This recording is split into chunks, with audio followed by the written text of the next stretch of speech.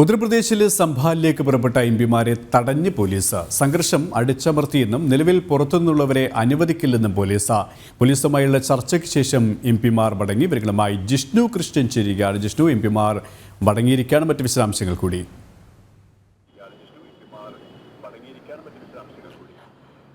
സംഘർഷമുണ്ടായ ഉത്തർപ്രദേശിലെ സംഭാലിലേക്ക് പോകാൻ ശ്രമിച്ച എംപിമാരെയാണ് പോലീസ് തടഞ്ഞിട്ടുള്ളത്. ഈ സംഘർഷമുണ്ടായ പ്രദേശത്ത് വളരെ കൃത്യമായി സംഘർഷം അടിച്ചൊതുക്കാൻ സാധിച്ചിട്ടുണ്ടെന്നും നിലവിൽ നിരോധനാജ്ഞ പ്രഖ്യാപിച്ചുകൊണ്ട് ഈ മാസം 30 വരെ കടുത്ത നിയന്ത്രണങ്ങൾ ഈ മേഖലയിൽ പോലീസ് ഏർപ്പെടുത്തുകയും ചെയ്തിരുന്നു. അതിനിടയിലാണ് ലീഗ് എംപിമാർ ഈ പ്രദേശത്തേക്ക് പോകാൻ ശ്രമിച്ചത്. നമുക്കറിയാം, നേരത്തെ ഇത്തരത്തിൽ ഉത്തർപ്രദേശിൽ ഹത്രാസിൽ കലാപമുണ്ടായപ്പോൾ വലിയ രീതിയിൽ ആളുകൾ അങ്ങോട്ടേക്ക് എത്തിയ കലാപം വീണ്ടും വ്യാപിക്കുന്ന ഒരു സാഹചര്യം ഉണ്ടായിരുന്നു. അതിനനുസൃതമായി യാതൊരു പ്രശ്നങ്ങളും ഈ സംഭാൽ മേഖലയിൽ ഉണ്ടാകാതിരിക്കാൻ കടുത്ത നിയന്ത്രണങ്ങൾ ഉത്തർപ്രദേശ് പോലീസ് ഏർപ്പെടുത്തിയിട്ടുണ്ട്. നിരോധനാജ്ഞ പ്രഖ്യാപിച്ചിട്ടുണ്ട്. 30 വരെ കടുത്ത നിയന്ത്രണങ്ങൾ, പുറത്തു നിന്നുള്ള ആരെയും അവിടേക്ക് പ്രവേശിപ്പിക്കില്ല എന്നും അറിയിച്ചിരുന്നു. അത് മറികടന്നുകൊണ്ട് സംഭാലിലേക്ക് പോകാൻ ശ്രമിച്ച ലീഗ് എംപിമാരെയാണ് UP പോലീസ് തടഞ്ഞിട്ടുള്ളത്. തിരിച്ചു പോയില്ലെങ്കിൽ അറസ്റ്റ് ചെയ്ത് നീക്കേണ്ടി വരും എന്നുള്ളത് വളരെ കൃത്യമായി ഉത്തർപ്രദേശ് പോലീസ് അറിയിച്ചു. അതിനുശേഷം ലീഗ് എംപിമാർ മടങ്ങുകയായിരുന്നു. ET മുഹമ്മദ് ബഷീർ കൂടാതെ